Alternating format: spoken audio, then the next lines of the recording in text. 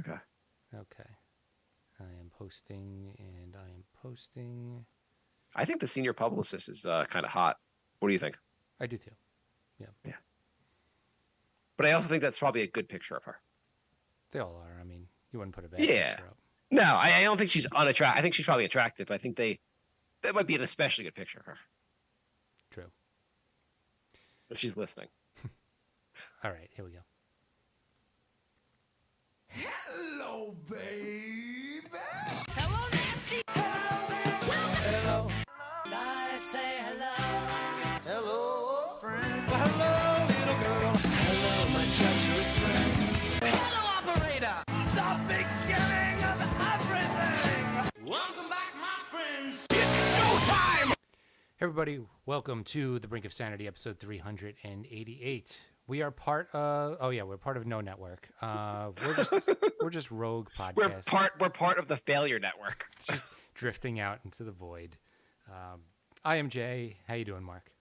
Good. I talked to you. I said I want to do the failure podcast where each week we bring in someone there's other podcasts out there where they're like all about entrepreneurship and like people come in and like tell their success stories, how I built this, people talk about all these great things. I want someone to come on there and go like, hey, it was me and my friend. We started with this great idea, and 15 years later, he's homeless and I'm on drugs. Like I want just complete failure. Just like people come on the show and just tell us how nothing worked out for them. The bigger the failure you are, the better. I think people would really like that. I like that idea. From the podcast hosts who've been doing this for 15 years without getting a big following, we bring you other failures to interview every week. Yeah, we should ask that. Maybe, I think the name of the show would be helpful. Just call it Failure Podcast. But Brink of Sanity is almost synonymous with Failure Podcast. Mm-hmm. But maybe we should ask on Twitter. Maybe I'll start doing that. Hey, did you try to start a business or do some other venture in life and did it completely fail? Then we want to talk to you. And we want to learn all about your fail. We are a failed podcast, and we think our fans would like to hear about failure because 1% of us are winners and successful, and the 99% of us are mostly failures. So I want something that I could relate to. Do you know what would be a good place to post that in? LinkedIn. The failure, like what? Just looking for people who have failed and stuff. I never know what to post in LinkedIn. I feel like that's a good post. I guess Have so. you ever gone on LinkedIn unless you were like looking for a job because you failed at your last one? Yeah, I find people have these viral posts on there, and I'm like, isn't this about networking and not just like posting this? Like, it's almost like the stuff they should have posted on Facebook, but they're like, the Facebook audience didn't like it, so they're like, let me move over here and tell my story about my success and Yeah, LinkedIn blah, blah, blah. either seems like I'm looking for a job or I'm bragging about something. There doesn't seem to be anything else to do on there. So it's humble brags. Yeah. So I think that might be a good place to post that. Yeah. But yeah, the failure podcast would be, I think, a good idea. Jay, speaking of failures, so Jay and I, at some point, Jay was really into crypto a couple of years back, and he put a substantial amount of money into it, right, Jay? Yeah. How's that going for you? Not great. I mean, I'm up, but like I was up a hell of a lot more a couple of years ago. And we're not talking like huge amount of money, but like it was just like in relative terms, it was anyway. He got me to invest the money in it, not like he told me, but he was talking about I put some money in it, and I'm still a little bit up, but like, and again, this is small amounts of money overall. But at some point, Jay and I made a joint venture, right, Jay? Yeah. We put some funds we had left over from the podcast and put it into ETH with the idea. I'm like, hey, you know what would be really great? We take some of the podcast funds, put it in Ethereum and Dogecoin, and we will just sell it in a month, and we'll make some extra money for the podcast to use for the podcast. Anyway, how's that going, Jay? So I said, I really think Dogecoin is a piece of shit. We should put it all into ETH. And then Mark said, no, we'll split it up. We'll hedge our bets. I have a good feeling. In fairness, ETH is a piece of shit also. It's all a piece of shit. ETH is about halved since we put in. Doge has gone down 6 times. Not that I was the best math student, but I feel like neither investment was very good. No, but I'd rather be down 100% than 600%. So I have a question for you. Do you think this stuff is going to go away? Like, I mean, like crypto. Like, I mean, well, right now, crypto. I think Bitcoin was at like $18,000, which at some point a few years ago that would seem like a very high number. But it used to be at 60, so now it's down to 18. It's really low. But do you like see this stuff like 5 years from now being at like there's some value, but like going down drastically from here? The thing is, I've thought this like a couple times because it's so cyclical. It shoots up and then it goes all the way down and it stays there and it seems like it's over. And then all of a sudden out of nowhere, it shoots up even higher than it was before. And then it comes crashing down. So it's like right now we're in that doubting phase. There doesn't seem to be any rhyme or reason to when it goes up and how long and all that. So it's really hard to tell. I mean, right now with everything down so much, I feel like it's over, but who knows? 2 months from now, it could rally and like double in price. Like, and then it's Beanie Babies with theoretical uses. Because people are always like, well, you could use it for this, but yeah, no one's using it as currency. But yeah, you could, I guess. So far, the only place I've seen Bitcoin have a solid use is for criminals who either want to move money or like they want to like if they hack your like computer and then they ransomware. Ransomware seems like the number one use of Bitcoin, number one practical use. and that NFT scam. You mean the existence of NFTs? Well, don't you have to buy them with Bitcoin? I think so. I don't know how you buy all this stuff. I think the entire like I was reading something about like NFTs, like the actual uses of them. And so like the do you want to hear the uses of them, the real uses of them? NFTs? Yeah, so they were talking about There's real like, uses? where the NFT market is going to go. I get a newsletter related to this, and they were talking about like where is this actually going to go? Do you want to hear it? Yeah, sure. Okay. I mean, it's not that interesting, but use case number one. This is from Milk Road, which is a popular newsletter on crypto. I find this stuff a little bit interesting. So a reward for super users. So basically, you're a band or a podcast like Brink of Sanity, and you can give your 1,000 true fans a token or a NFT, and that gives them special access. And then that could go up in value, and they could sell it, I guess. You know how like you were a fan of say the Beastie Boys, and you joined their fan club. Yeah. So now it's that basically, but it's on the blockchain. These all seem like different ways of saying the same thing. Okay. Another one is digital collectibles. You know how you might want like people make digital art and you might want to get it. So in the past, you just had to hit right click copy and you had that art. Now you have to pay your life savings to get the art that you could have right clicked. And I guess in theory, so someone was saying, I was listening to something about, and they were like, well, people who are buying these, one thing they were doing is using it as their profile picture on like Twitter or Instagram. Their picture was the Bored Ape or whatever they purchased. And I was like, oh, well, that's a way to show off your, like, if you came in my house and I had a piece of art, I just showed it off on the wall. Now I'm showing off my computer. The difference really is, I guess you can always have a copy of a painting. I can have the Mona Lisa in my house, just a reprint. And in theory, you could have your Twitter page could be your picture could be your Bored Ape, and I could just copy your Bored Ape and have it on my picture also. And you have no actual real rights to it. But the difference is, if you had a Mona Lisa, it would be impressive. If you had an ape profile icon, nobody's impressed. Yeah, well, some people in those that I mean, like if.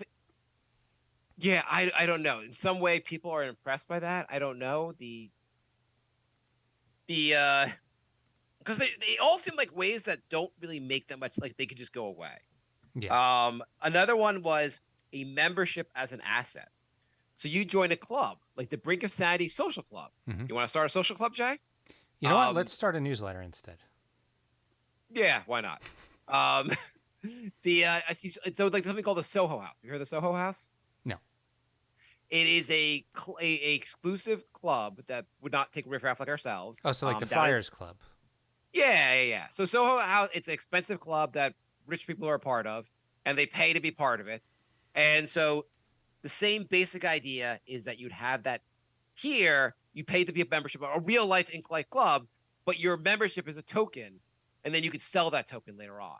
Okay. The only problem with that is that, like, let's say you're the Soho Club and you want to be exclusive, and the person basically is like, "Ooh, hey, Mister, I'm Duke Ellington or whatever. I'm like some special person, and like I'm like, oh, I want to sell my membership, and I sell it to Jay, and then the Soho Club's like, fuck that, we're not letting Jay in. We're forgetting. We're not gonna let you sell it anymore if you're gonna sell it to Rip Catholic Jay. Like it becomes less exclusive. You could sell it to anyone, basically. True. And also, I guess you could do that before, I guess, but now it's on the blockchain. Awesome. Most of the things are all things you could do before, but now it's on the blockchain. Right now, it's more difficult. So the other idea was video game assets. If you're in a game and your character buys a cool jean jacket, well, now if it's on the blockchain, you could sell that jean jacket to other people, or take it to other games. Mm-hmm. See, all of this stuff is you could sell it to other people, assuming that other people want to pay money for this shit. I don't fucking know. And people are, I mean, in some level, people are paying for the shit. But the stuff, like, even though it's all depressed, it's all worth something. Yeah. All right, let's move on. Okay. All right, we're nearing October.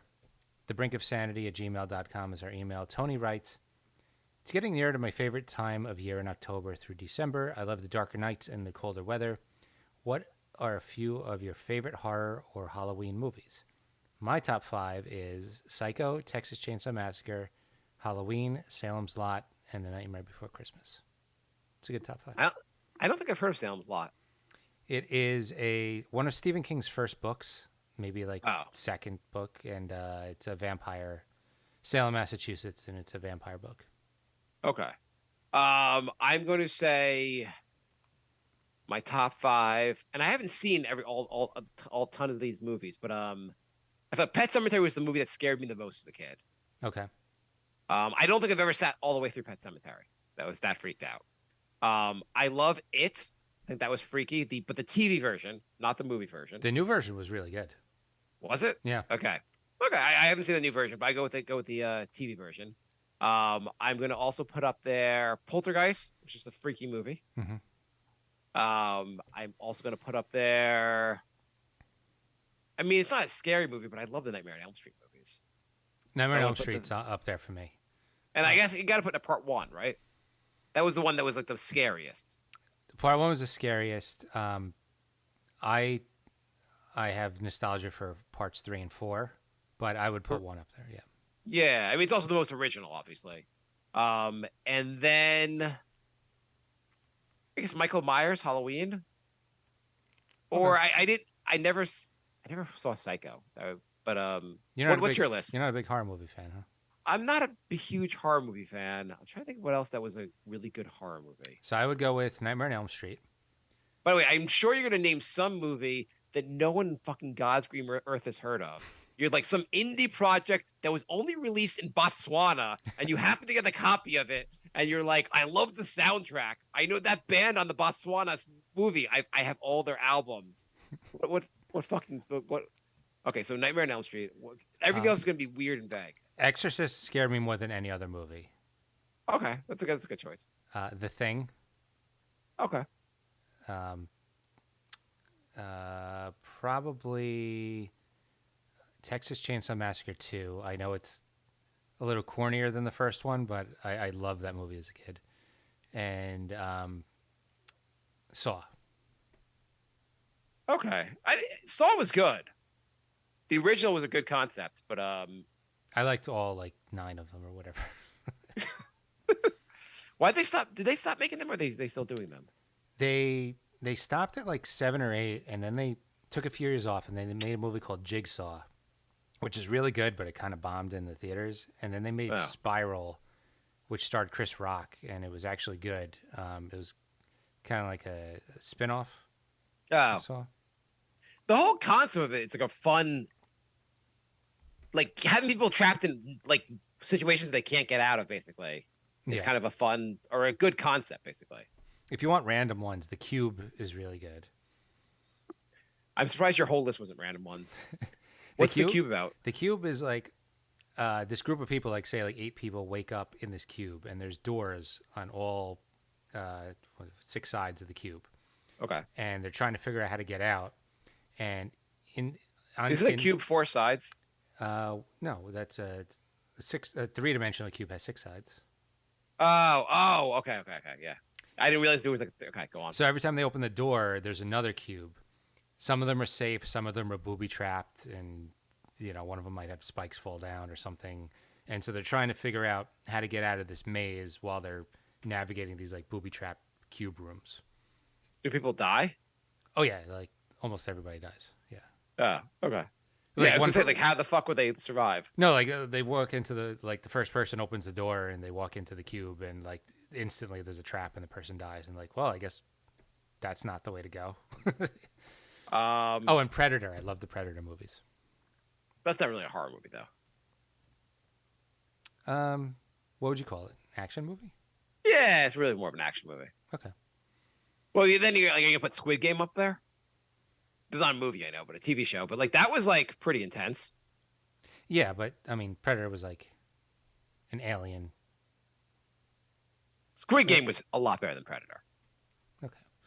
All right, so that's our top 5. Thank you for the email, Tony. Jay. Yes. How tall are you, Jay? Just about 6 feet. I think I'm like exactly 6 feet. Why do you feel the need to say you're just about 6 feet? Why don't you just say 5'11", Jay? I'm taller than 5'11", but I'm not sure if I hit the 6 feet. Why do you have to round up, Jay? You're never gonna get to 6 feet. Maybe I am. Depends. Are you? Are you still growing? Maybe. Do you know you could get there actually? Do you know? Have you heard of the world of lengthening your legs? No.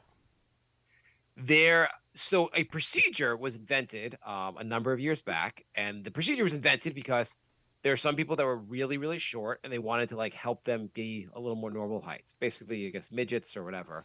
I don't know what's the correct term. I'm going to stop you right there because if you lengthen your legs and you don't lengthen everything else, you're going to look pretty weird. Okay. Obviously. So, yes, your legs will be kind of extra out. You will not look within proportion.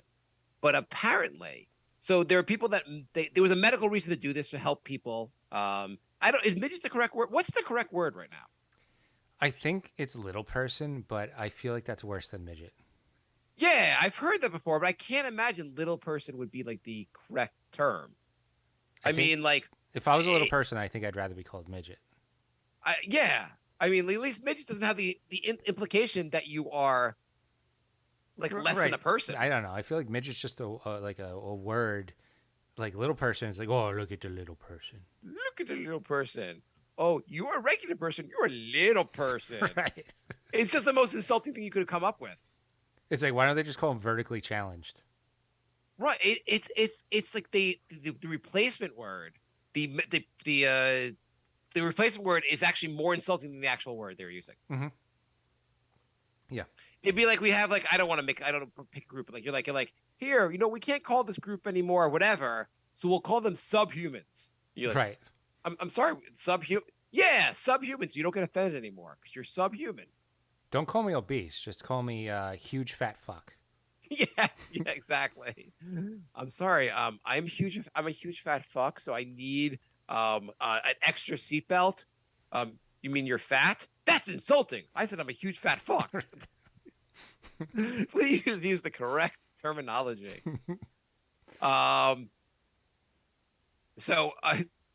Anyway, so basically this procedure is being used now as cosmetic surgery. The way a woman may like get her boobs enlarged. Yeah. Men, I think more so than women, are feeling that they're too short, and this procedure will add 3 to 6 inches to their height, depending on how crazy they go. Do you have pictures? I mean, I thank the Lord the article didn't provide pictures. Because I feel like it would look weird. You think? Well, how would they even do it? Like So how would they do it? My understanding from this article is one of the first things they have to do is they have to break your femur. Okay, I'm done right there. So the femur, isn't that your thigh bone, which is like basically the most painful bone in your body to break? Yes. Okay. It's not one of it's not like, oh, you broke my femur. Ha ha ha. Yeah, that's what I thought. Okay, I know a little science stuff. Like I feel like the femur is like one of the last things you want to break. So most patients, according to this article, will fork over. This is, by the way, this is in GQ magazine. Mhm. So it's like a real publication. This is a real thing that's like apparently become popular, or it's actually apparently breaking your femur on purpose is more popular than our podcast. Most patients will fork over between $70,000 to $150,000, depending on how many inches they want to gain. The majority opt for the standard 3 inches, which can be expected. We expect if you only get your femur done, a process that takes about a year, but 6 inches is possible later to do your tibius as well. Jesus. You then have to get nails surgically removed, which costs an additional $14,000 to $20,000.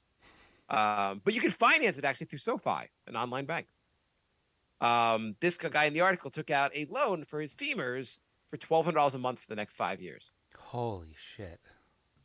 I'm having trouble. I'm a little bit behind on my height, so they're gonna collect that from me. The repo man just takes your leg away. Can you imagine spending like $100,000 to be a few inches taller? I mean, also, you have to start a new life because anyone that knows you is such a fucking weird. They're like, hey, remember when John was my height and now he's taller? He's a fucking freak. We fire him. Well, also, how do you do it? Like, I'm just gonna take a year off and lay in bed while my femur's broken. I don't fucking know. So you have to have $100,000, and you have to basically have no income for a year. So I spoke to someone actually. Did I tell you this? I spoke to someone who was severely obese, and he was going to. His plan was to lose like, I don't know, like 300 pounds. Mm-hmm. And when he lost it, then he would have skin tightening surgery. Mm-hmm. And apparently he had done this before and then gained the weight back. But apparently the skin tightening surgery, the recovery time was like 6 months at least. And it's unbelievably painful. So you can't work. You're basically bedridden in extreme pain for 6 months to tighten your skin. Jesus. I mean, I guess the alternative would be to stop fucking eating Oreos, but obviously you're well beyond that. You have a mental issue basically at that point. Yeah. Yeah, like, hey, you guys, can I be in your intramural league? I don't know, Mark. You're not tall enough. Give me a year. They say it makes like people who are taller make more money. They get women. Height can make a big difference. It's like a big stigma for guys who are being short. I know it is, because like most dating profiles are like, will not date a guy under 6 feet. It's like, okay. I knew a guy in college. They were twins. He had identical twins. They were both like 5'3" or 5'4". But the funny thing was, they were like really, really good looking. Mm-hmm. Like if they were a normal height, I don't know. Like it was just like they were very, very good looking, except for the fact that they were 5'4". Mm-hmm. It was like God's like, you're gonna be really good looking. What's the catch? You're not gonna be able to reach the top of the fridge. Right. So what do you think about the idea of getting your legs lengthened? Yeah, Absolutely. You're right. Also, the fact that your legs will be a little bit out of proportion with the rest of your body. I'm also like, you just stretch the skin and the muscle. Like, none of this seems to like. It seems really bad. It seems like a really bad idea. You fucking think? And people are doing this. All right. Brink of Sanity 3 is our Twitter. Guess it over, or T. Sacrano at Twitter says, favorite scran from each of the following: Italian restaurant, Chinese restaurant, Indian restaurant, steakhouse. What is strand? Scran. I actually had to look that up. So I guess this is an overseas listener, and that's just slang for food. Oh, okay. Okay. Well, start the first. Let's do one by one. Italian. My favorite Italian food. When I was a kid, I freaking loved, like, my favorite thing to get was chicken parmesan. Yep.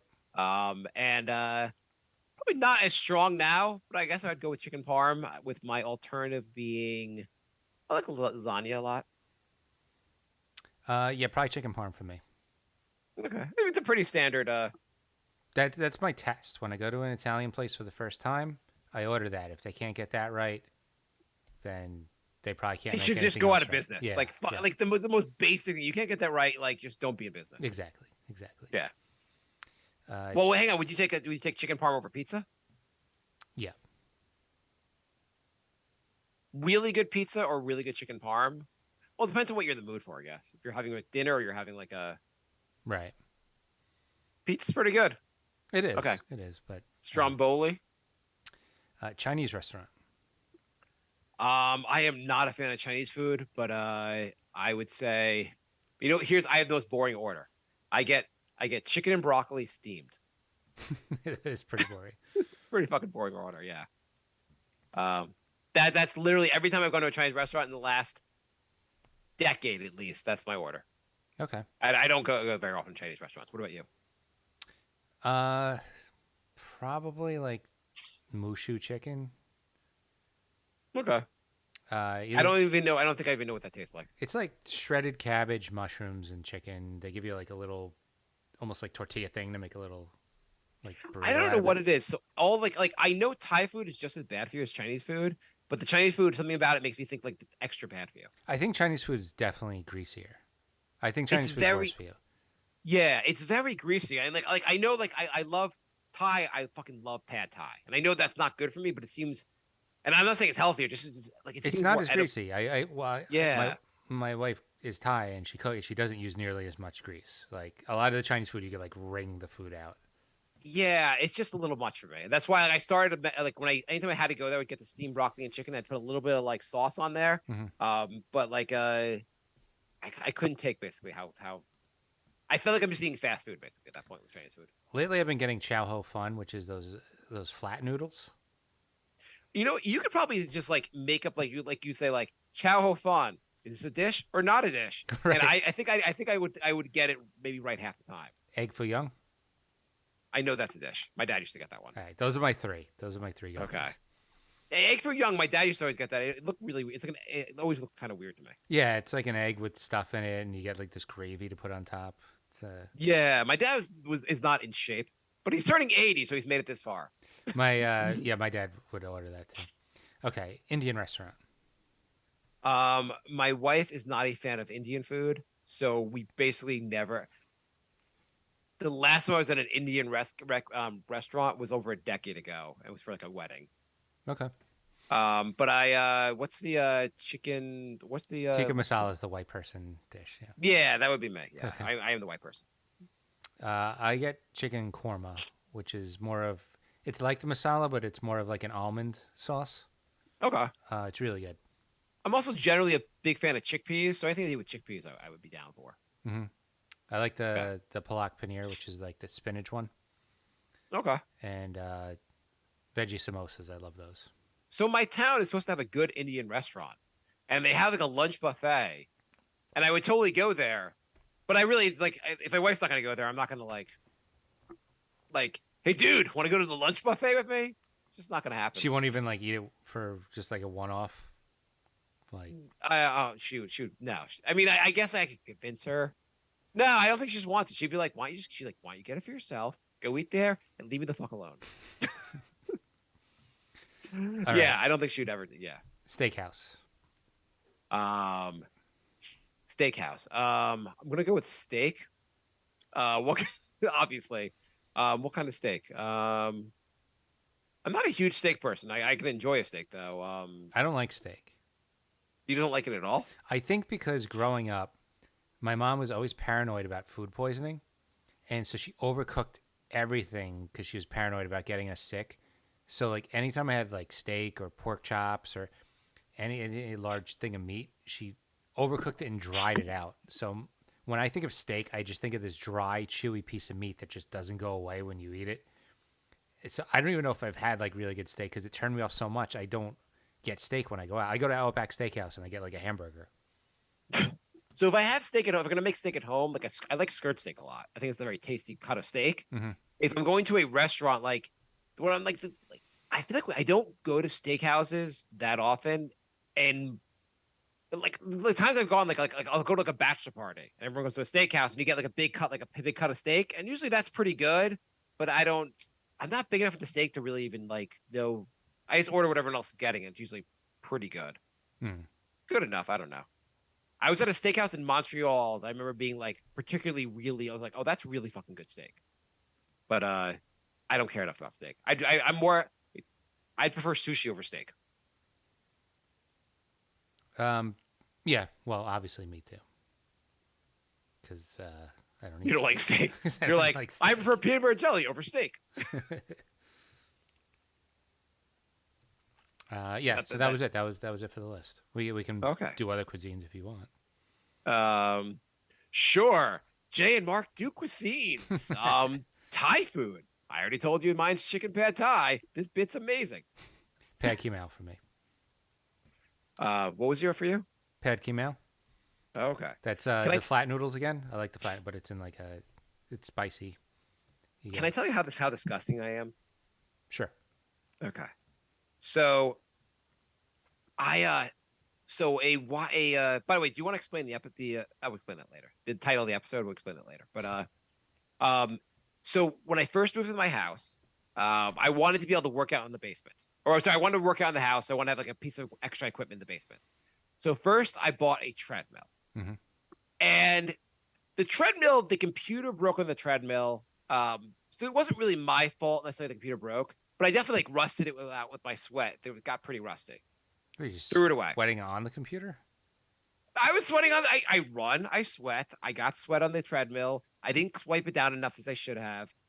So it got rusty. But then the computer system, like you had a computer on there, and the computer broke, and they were like, "Well, the computer they replaced is like $300." And I was like, and it was past the warranty. Anyway, this is more example of just how much I'm spending on. That was maybe like $800 or $700 for that treadmill. So that breaks. Are you typing? Nope. What are you doing? Nothing. It looks like you're typing. What? You are. Just what? tell me you're typing. Yep. What were you doing? I don't know what you're talking about. Okay, whatever. Anyway, so we bought a spin bike. My wife and I wanted to get into doing like Peloton, and actually my Peloton shirt on here right now. And we got basically a used spin bike, and it was like $500. I bought it out of like a warehouse somewhere, and I think I got a lemon. A spin bike is just a stationary bicycle, right? It's basically a stationary bicycle. But they call it spin so they could charge you an extra $400. Well, the wheel spins. If you think of like a stationary bike, there's a little more to it in the sense of like they have I guess on a stationary bike you can adjust the tension and make it harder, but it's made for like spin classes, so it's like a little bit like spinnier.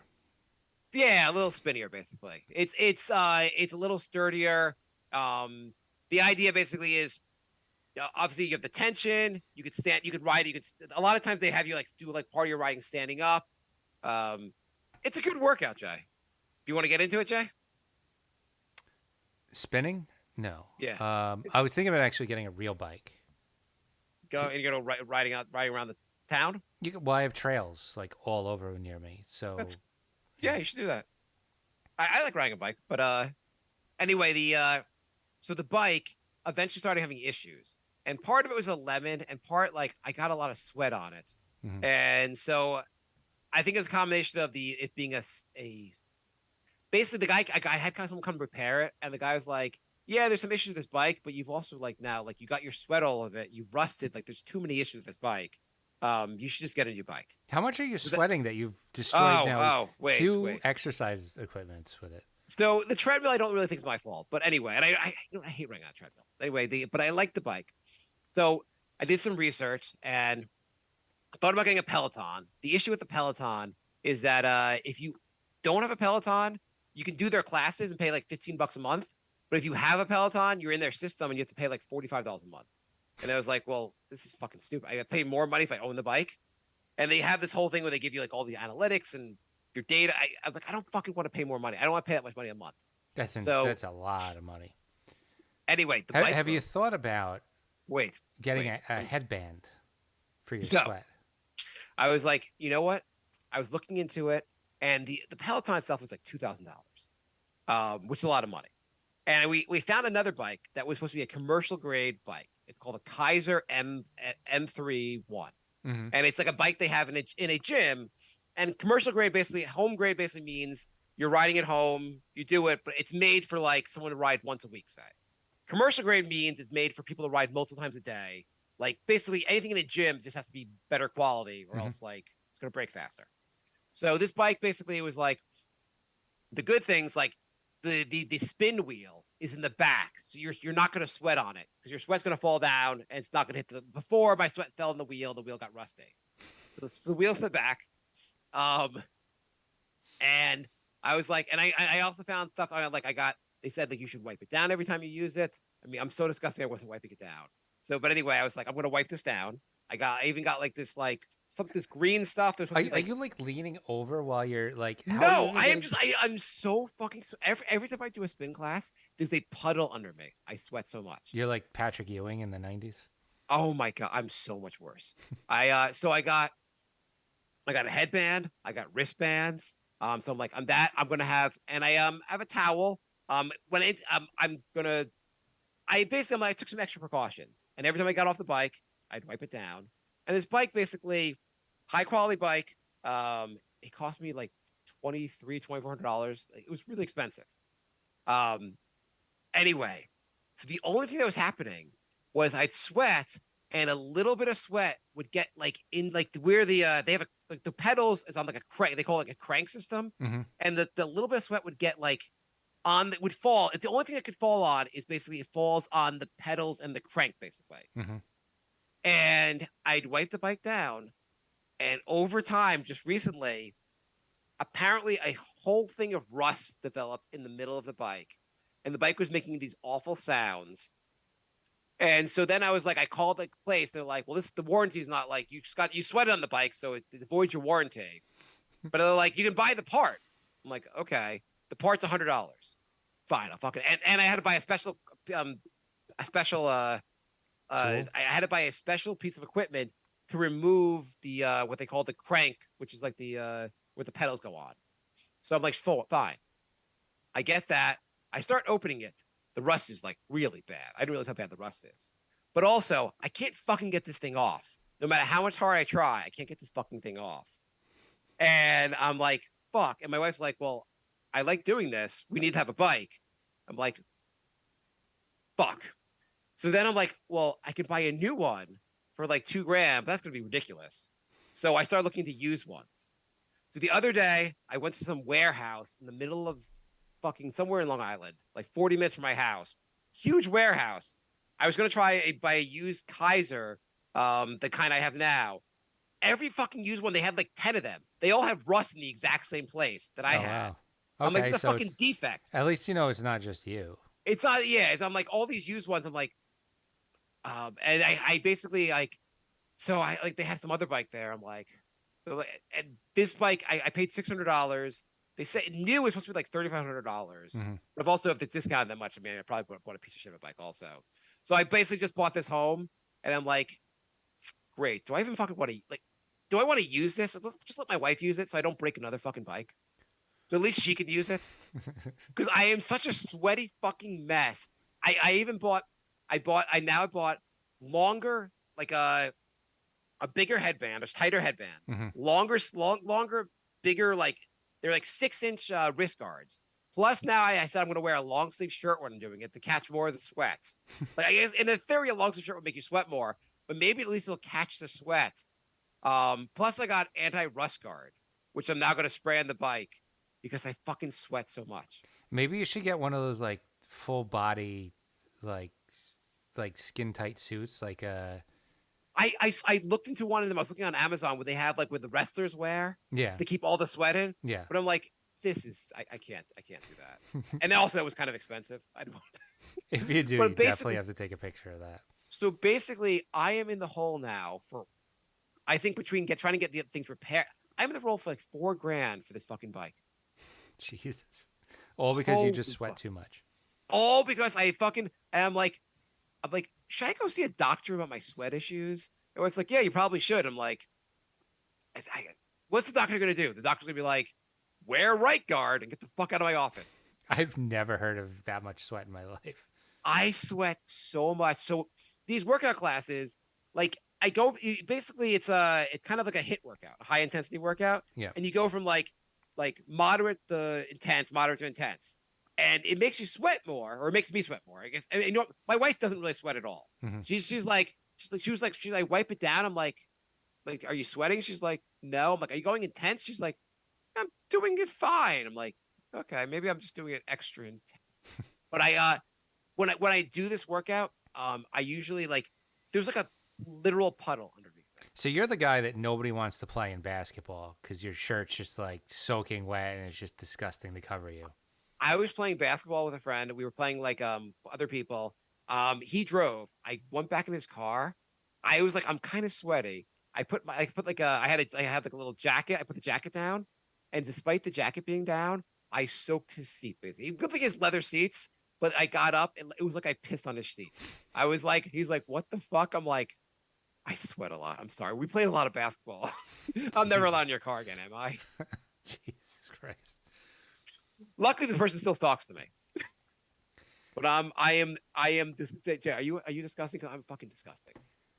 I mean, I'm gross, but you're definitely the guy I don't want to play in basketball. You're trying to post up, and you're just like flinging sweat all over me. And yeah, exactly. When I'm playing, my shirt is just soaking wet. Like I told my wife, I was like, first they invented like the shirts that like wick away the sweat. Mm-hmm. They're like, you're like, I defeated those. I wear them. They just become. It's as if you dunk them in water. That's how they are. Like nothing gets wicked away. The shirt just becomes unwearable because how soaking wet it gets. Now I've defeated bikes. I defeat anything with my sweat. And I guess sweat is how you cool your body off. My body must be 180 degrees inside my body. My body's just like, got to get the sweat out as fast as possible. So if you were a superhero, that would be your superpower. Yeah, I have the worst possible superpower. It's more like a supervillain power, right? You could like break into vaults by sweating on the locks and stuff. It'd be good. I have to defeat the bad guy, so I run in place until I make a puddle, and the guy slips in the puddle. Like, hold on, a few more minutes. A few more minutes. Fast, come on, Mark. The villain's coming anytime now. I'm working as fast as I can. That is a lot of sweat, actually. You're good, Mark. Good job. Super sweater. Wow. Now I'm waiting for you to tell me about damage to like your basement floor because the sweat like seeped through and it's staining the floor. You know, I once this was disgusting. Also, this is how disgusting I am with sweat. It was like must have been the spring or the fall, but it was maybe like 70s out. I went for a long run, but we had to go to my it must have been my son's kindergarten class, I think it was, or maybe it's preschool. My daughter's preschool class. I forget which child it was. But we had to go. We were the class parent. We were going to go there that day, and we were going to read a story to the class. So I went for the run, and I took a shower. Totally fine, but like my body's not like done being hot. Mm-hmm. So we get there, and they're like, "Oh, Mark, why don't you read to the class?" And I don't know why. While I'm reading, I get sweaty. By the time I'm done with this book, my shirt is soaking wet. And I'm reading to a class of like 4-year-olds. You worked up a sweat reading. I don't fucking know. Yeah. That's amazing. I thought like you take a shower and you're fine. I remember I took a test once where I went for a run beforehand, but and I took a shower, but I guess I didn't give myself enough time because then I had to like book it to the test. I got to the test. By the end of the test, I was soaking wet. Were you getting like the test paper wet and stuff? Oh, I was so disgusting. I think I was talking to some girl beforehand, and then she like looked over at me and she told me I was soaking wet during this. That's hilarious. What's going on with you, Jay? Not too much. We were talking before the show that I'm getting another sleep test, and I'm getting my results 2 months afterwards. So that's fun. So Jay, so I'm convinced that 70% of men 40 and over have sleep apnea. Probably. I don't know. Maybe like this is like a thing. They're like, how do we make more money? We pretend we can solve the fact that men just can't sleep anymore. I mean, I do think a lot more people have it than they realized. I mean, that's probably why the life expectancy was like 40 back in the day, because you had this and you just died. Like, I went to the doctor about it, and the guy was like, well, before I knew I had sleep apnea, before they tested me, the guy was like, don't you want to find out if you have it? I'm like, why? What the fuck's going to change? I'm telling him, I went to their doctor. I'm like, I don't want to snore anymore. Let's test you for sleep apnea. Can you fix the fucking snoring? He's like, well, sleep apnea increases your blood pressure and you could die at a young age. I'm like, I kind of want to die during this conversation. Can you fucking just fix the goddamn like snoring? They're like, we can solve your sleep apnea. Will that solve the snoring? Maybe. And so, Jay, what do you wear? You wear a CPAP machine, right? Yeah, yeah. How's that going, Jay? But why are you back at the sleep place? If they gave you the cure, they gave you a CPAP machine, isn't problem solved?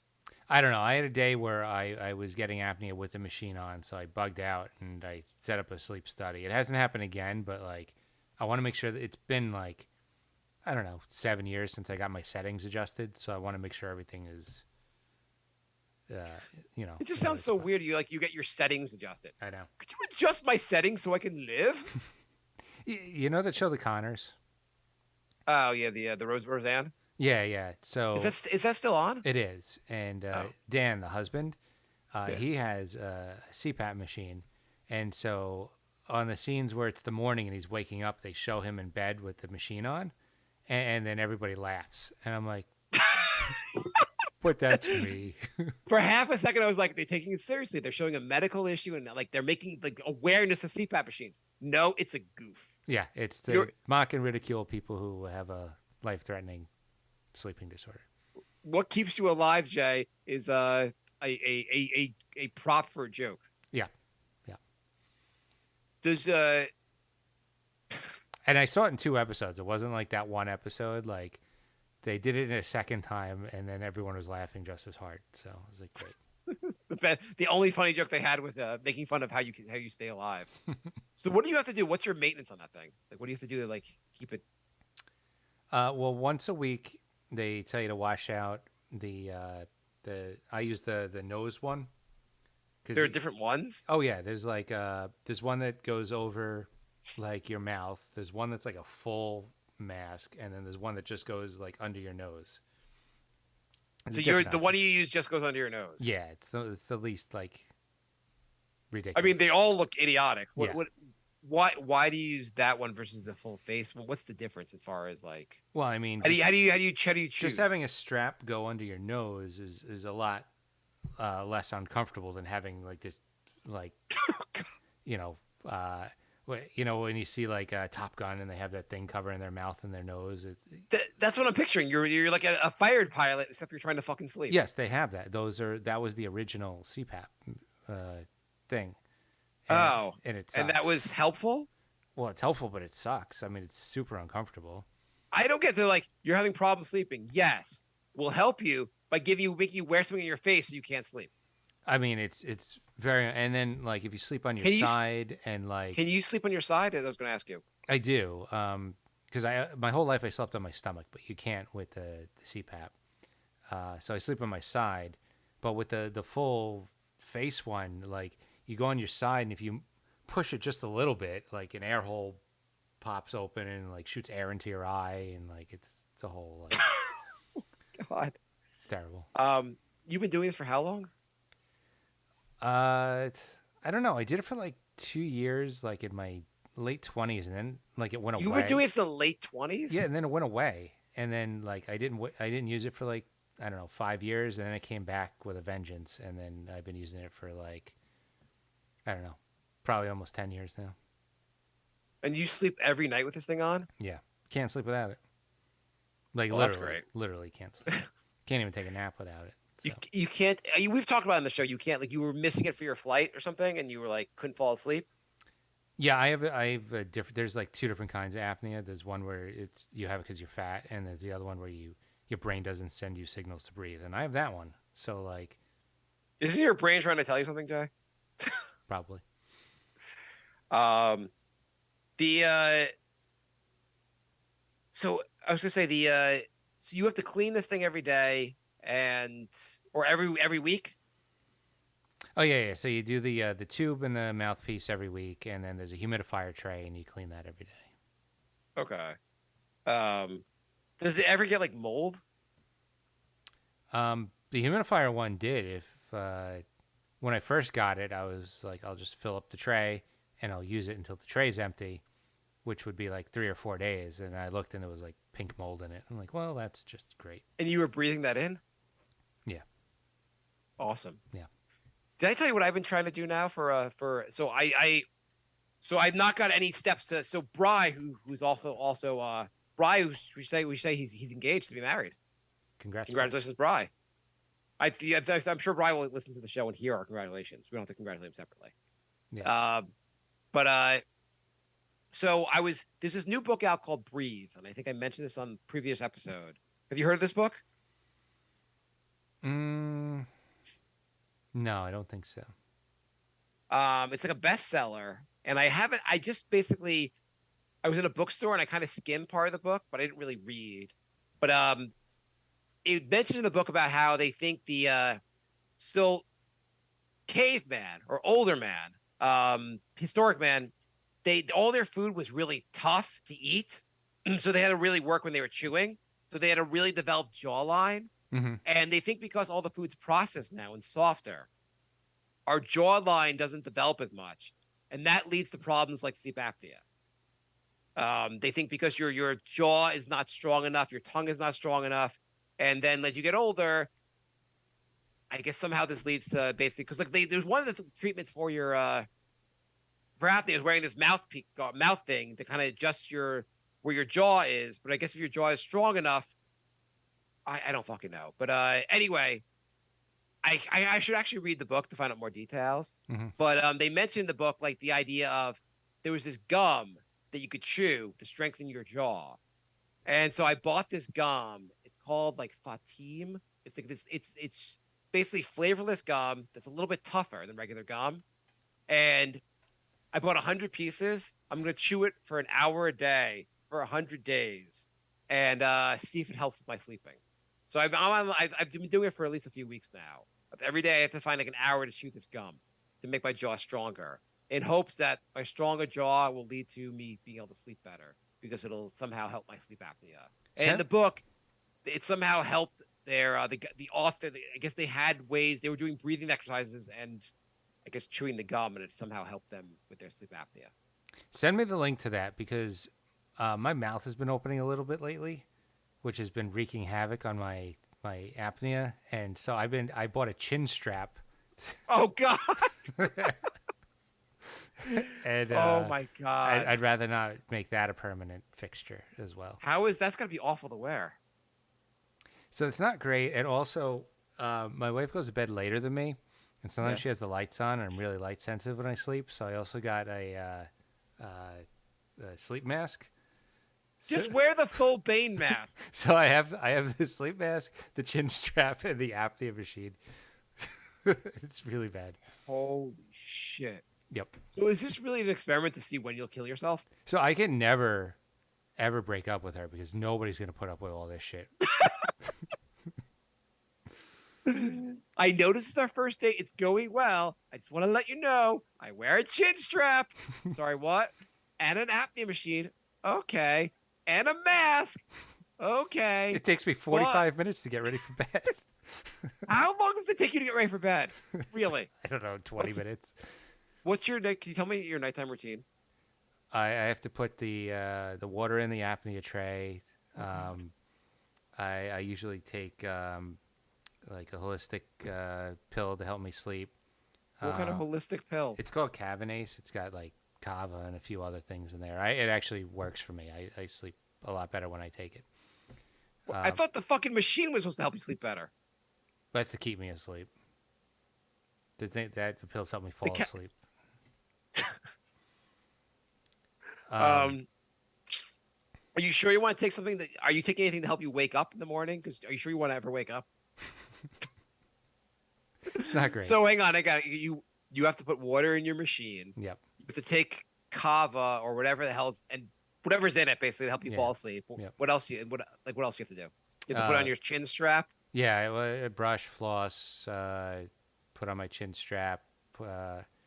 I put in, since I've been getting dry eyes, I have this like gel that I put on my eyes, and then I put on the apnea machine, and then Holy shit! Then I could go to sleep. You put on gel on your eyes? Yeah. What happened? Your wife is a goddamn saint. I know. I have a question. So sometimes I'll lay down for bed and I'll be like, I kind of want to pee a little bit. Mhm. So I get up and pee Mhm. and go back to fucking bed. Yeah. What do you do? I have to turn off the apnea machine, take off the mask, and then go pee. Sometimes I say fuck it and I leave the chin strap on because why not? It sounds like such a process to get out of bed to go to pee. Do you ever just think about just wetting yourself? Or if there's a fire in the apartment, do you ever think about just not leaving and hoping the firemen just rescue you? I mean, I have to just like pout holded pee for like hours because I just don't want to deal with it. Oh my God. It's such a nuisance to get up. Yep. To do everything. So if you want to take a nap, I wish you would take a nap at work just so you have to like plug everything in where the chin strap. I'll send you the link to the book, which I guess I should buy the book and really read it as opposed to like skim it in the library one day, skim it in the bookstore one day and just like think I know what they're talking about. But I've been chewing this gum. I think I'm sleeping better, though. The other day I slept terribly, but I feel like I was also really stressed, and so that kept me from sleeping well. Yeah, I mean, stress wreaks havoc on sleep too. Then last night, my wife she started taking. No one sleeps fucking well. She has been some trouble sleeping, so she started doing like meditation, and she started taking CBD or CD whatever CBD gummies. But she gave me some of her gummies, and that helped a little bit. Okay. Well, I don't even fucking know if it helped or not, but Who knows? I don't know. 40s are awesome. I can't wait to 50s. I can't. You know what? At some point, I think you wake up multiple times a night to like pee. Because every older person talks about how many times I've noticed when older people get together, the big things they talk about are. I saw my two uncles were together last night. We had like a family thing, which was the Jewish holiday, and they're like talking about how many times they have to get up at night to go pee, and how many pills you take a day. Oh, you take 8. I take 9. Woo! Awesome. This is gonna be great. Yeah, life's gonna get so much better from here. Well, on that note, we're just about out of time. So Cool. that was a fun, upbeat, uplifting episode. It really was. Jay, what were we supposed to do tonight? Since we would have had a tie 5 or something else prepared. What happened? Yeah, so we had an interview lined up, and so our whole plan was to do the interview, and our interviewee did not show up. So this episode has been brought to you by Adlibbed. But did we seek the interview out, or did they seek us out? No, they seeked us out. Yeah. They sought us out. Some publicist or something sought us out to have what's the guy called? What's the guy's name? Wayne Altman. Yeah. And what was he? What's his thing? We might as well. Yeah. Why not plug him anyway? He is the Something founder. called. Sorry, go on. He's the founder of Melody Clouds. So it's like binaural beats, and we probably could have used them because it's supposed to help you sleep. It's something to do. He had some issue. He started finding this thing called binaural beats. I'm not even sure what exactly that is. I was hoping he'd explain it to us on the episode. Yeah, me too. He said it cured his tinnitus, but it could also put you in like a calm state, and it helps you sleep and stuff. So a few episodes back, we had that guy Fred Joyle on, who was also awesome. He was great. Yeah, but this agency like wanted to help him promote his book and like found our podcast and thought we would be good to have in the show. This is they also gave us this guest who apparently is on the show today. Cool. So, yeah. Anyway, so that's what we've been doing. Most of our shows are ad-libbed anyway, right? yes, but I think this one was extra ad-libbed because we were really planning on doing an interview. Jay, are you into rising and grinding? I feel like this is a loaded question. It's really not. There was like a whole work culture of like, I'm going to rise and grind. I'm going to like get ahead. I'm going to like whatever. But there's a study that came out. They said 82% of workers, 18 to 29-year-olds, say the idea of doing the minimum required to keep their job is extremely appealing. I mean, Honestly, I kind of don't understand the people that devote their entire life to like a soulless company that'll lay them off if they realize they could outsource their job to India or something.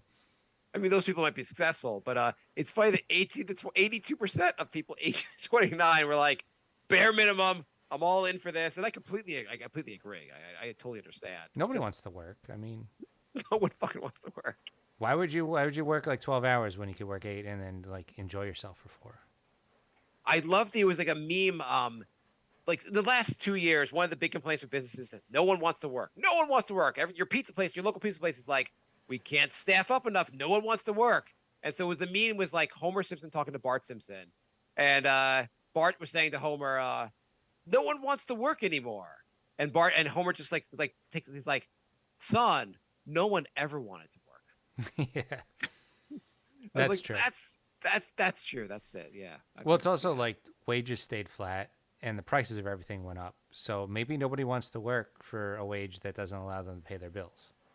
Right. Everything. If you notice, basically, it's all the shitty jobs. They can't find enough people. Right. So I can't believe nobody wants to. And the shitty jobs, you work harder. Let's be honest. We work in offices.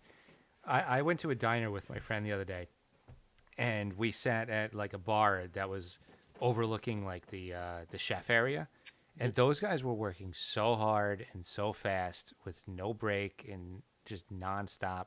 And he's a CPA too, and we turned to each other like, this is way more impressive than what we do, right? And we were both like, yeah, these guys are like, like blew our minds how impressive they were. Yeah, I think like it was like I was listening to this guy talk about he had it was like during the pandemic when they were getting out all those big checks, and he decided like he'd worked in the kitchen his whole life, and he was talking about how much he was on his feet all day and how much it sucked, and he was like, yeah, so I know I'm collecting some money from the government right now, but fuck them. They told me to come after they laid me off. They told me to come back to work, and I was like, I don't want to. That job sucked. I'll stay home now. Yeah. There's a show on Hulu about this. Have you heard of the show on Hulu about working in a kitchen? No. Oh, yeah, I think so. It's like Bear or something like that. Yeah. It's supposed to be really good. I watched the first episode. It seemed good. I haven't watched the rest of them yet. I'm going to, I guess, at some point because there's so much television out there to watch. But it's insane, yeah. It's supposed to. They say it's like it really shows what it's like to work in a kitchen, which I didn't know I really needed to see that. But apparently, it kind of sucks to work in a kitchen, which I guess we all knew that. You haven't had any restaurant jobs? I mean, I've worked as a waiter briefly, but no, I guess I really did. Not any long period of time. You? I've had 3 restaurant jobs, but they were all either server or waiter. I worked at a refreshment stand for a summer, and I worked at for a few weeks as a waiter somewhere. That was pretty much my restaurant experience. It's very limited. Yeah, hard jobs though. No, not easy jobs. Most jobs are. I went for a run the other day, and the garbage truck is going, and the garbage man's running from like house to house collecting the garbage, and I'm like, I'm running for fun. He's running to feed his family. Yeah. Yeah. His job's a lot harder than mine, and he has to smell garbage all day. Yeah. All right. Anyway, we'll be back soon. We got to do at least one more episode before I go to Thailand. Also, have you failed at anything? Let us know. We'd like to interview you about failure. Absolutely. The Brink of Sanity, gmail.com. Brink of Sanity 3 on Twitter. We're the Brink of Sanity on Patreon and Instagram. So, yeah, we'll be back soon. Thanks for listening. My